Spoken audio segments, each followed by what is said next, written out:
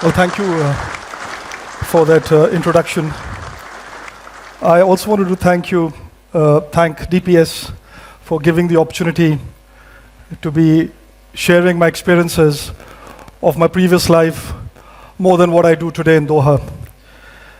You know, I grew up in an army public school because, as Purva said, I'm also a son of an army officer. And I grew up in Delhi, although I'm not from Delhi, and I went to a boarding school in army public school. And for us, Delhi public school was something very, very big. We always were in awe of either DPS RK Puram or DPS Mathura Road. These were the two schools that we always felt we got to be better when we competed with them in sports. Basically, I think the previous speakers set the standard very high. I'm a very ordinary soldier. I've been grounded all my life. As you say, soldiers fight on the ground. So that's been my sort of journey. So thank you once again, ladies and gentlemen, boys and girls who are here on a Saturday evening to listen to me. I hope I would value your time tonight.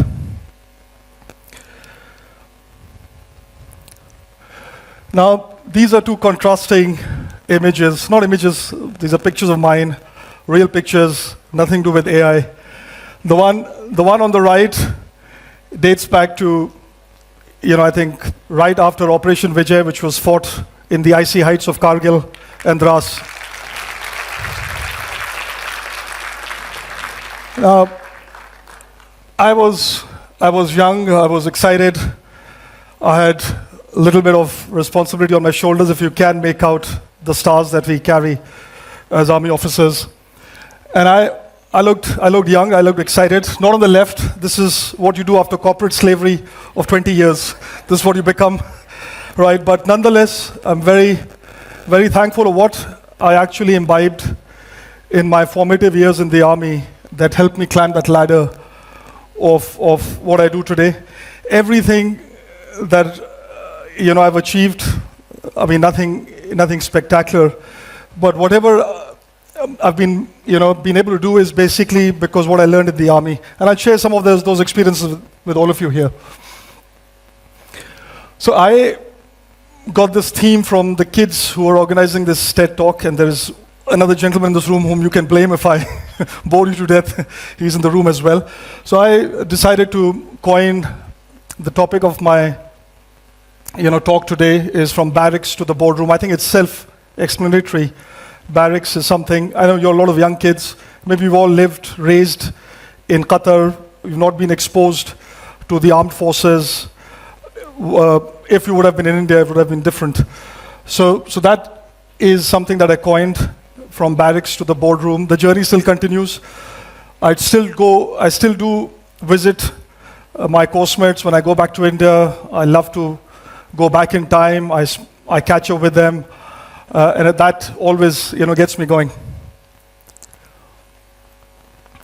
This is a bit of a context of where I was born in a family which, my dad was in the army.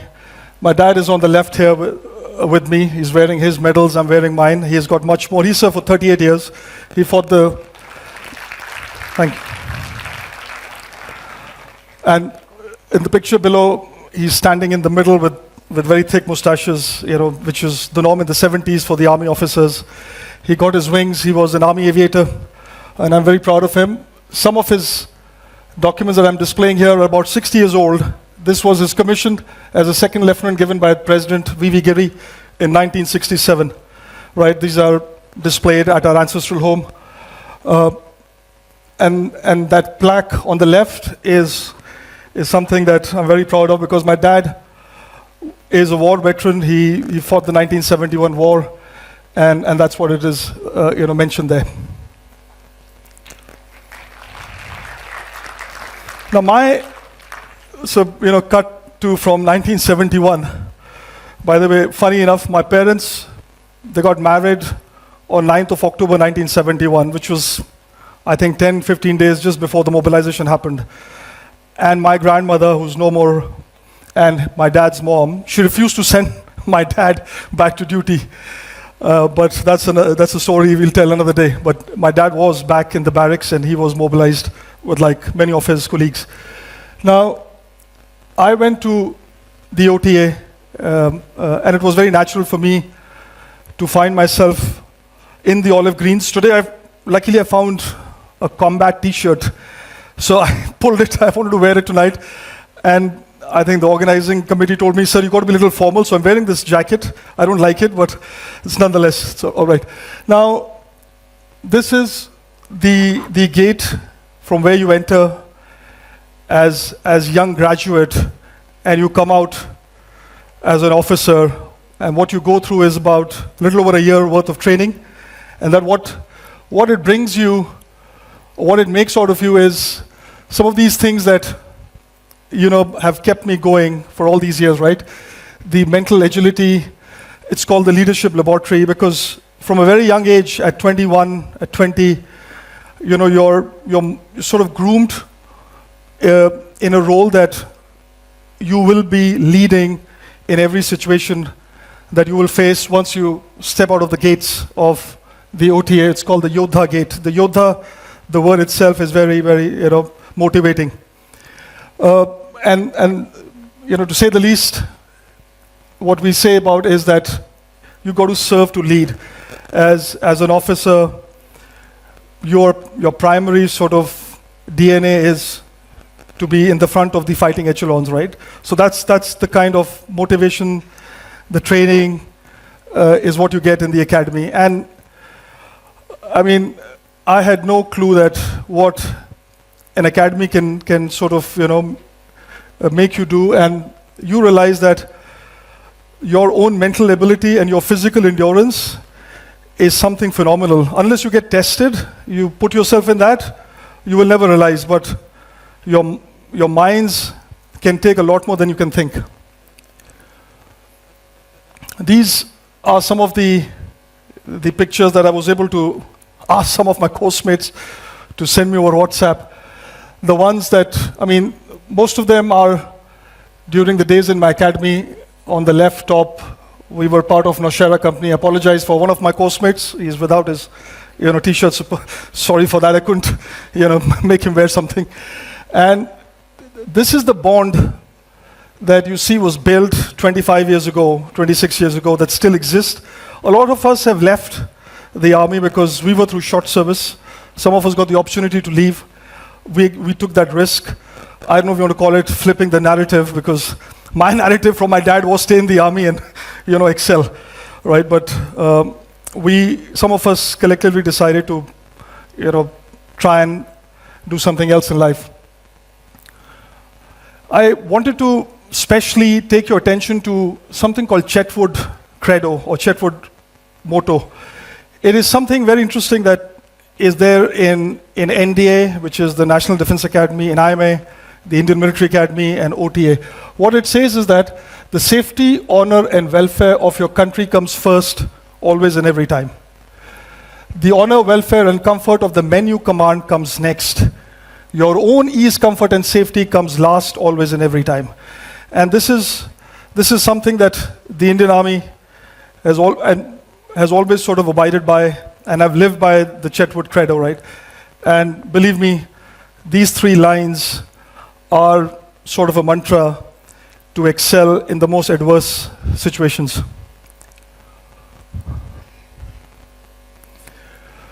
Now, obviously, those were the academy days. Those were good days. Those were carefree days. Those were the days where you were all together as course mates.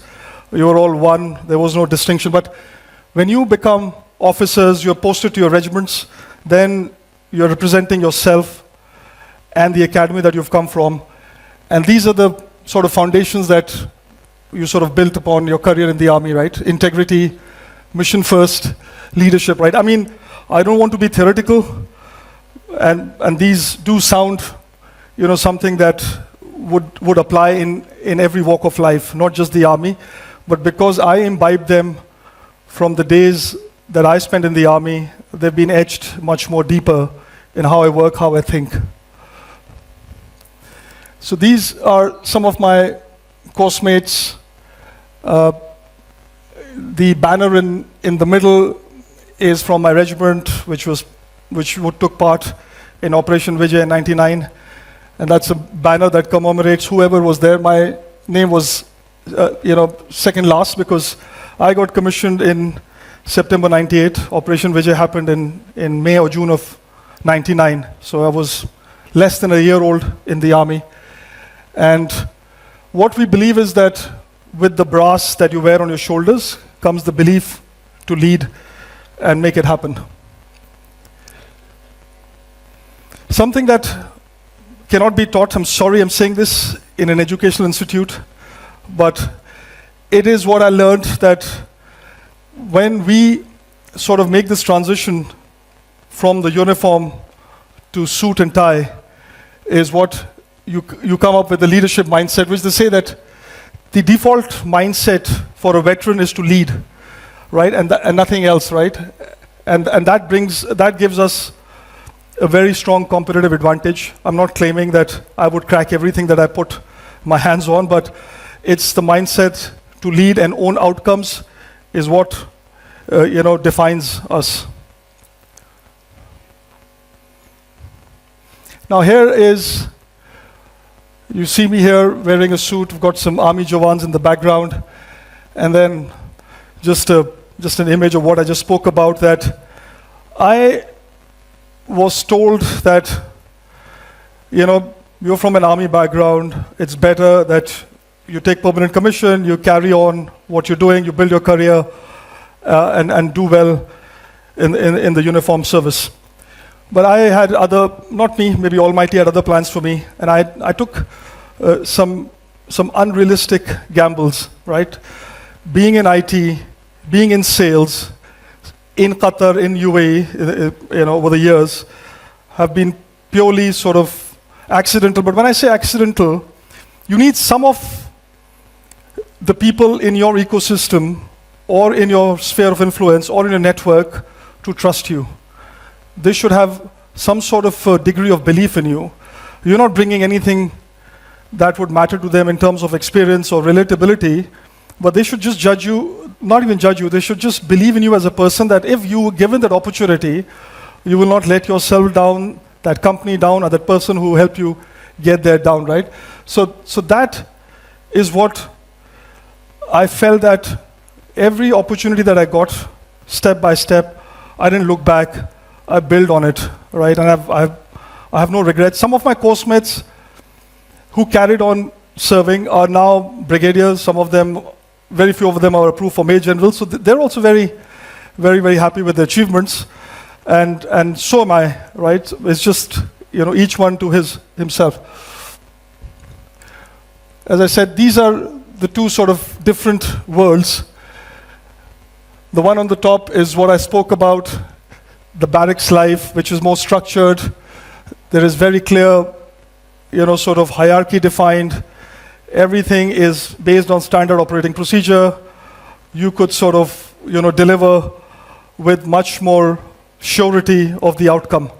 While if you change the setting, which I struggled a lot in the beginning, is when you're part of a sort of a culture or an environment which you're not used to, it does take a while for you to get a hang of it. And all of those are mentioned here. I mean, these are some of the, there are much more than what I put here, but these are some of it what I felt have worked for me in understanding the two different worlds. Now that's a happy me, generated by an AI, by my daughter. And that's not me on the left for sure, right? And what I sort of put together is that, to sort of do that transition from military to business leadership, it's a whole combination of, you got to be professionally also educating yourself. You might want to get a degree or two. You might want to sort of, stay focused in what you want to do, how you want to sort of aim yourself and arm yourself to achieve that, right? Build some network, who people that I spoke about would trust you in your abilities and would take you along. And then the cultural shift, I'll tell you a small story. before I end, that when I got the first break with the help of another veteran to join an IT company in Hyderabad, this was way back in 2005, I was first told that my manager is going to be a lady. And I had never worked in the army with lady colleague, forget about reporting to a lady, right? And I called this gentleman. I said, sir, what am I supposed to do? How am I supposed to sort of, switch off from what I was doing with? But don't get me wrong, today in 2025, we have ladies in the army who are now part of regular combat arms, right? So that's changes. I'm talking about 2004-05, when we had women officers only in areas like medical, nursing, education, the softer elements. And I was in a fighting arm. That means I was very far away from ever interacting. Unless I was sick, I had to go to a doctor who, sometimes would turn out to be a lady doctor in the army. So this was something that I had to learn, all right, how to work in a multicultural environment, how to absorb the change, how to be part of a larger sort of objective that particular company is sort of delivering. And then the second sort of phase or a jump came in my life when I landed myself in Dubai in 2006, and I had no idea what I'm going to do. And from there on, I've worked for a few Indian IT companies. Now I'm in Oracle, I'm in Qatar, I just shared all of that. Any questions or anything, I'm happy to answer, but thank you for your time today. Thank you so much.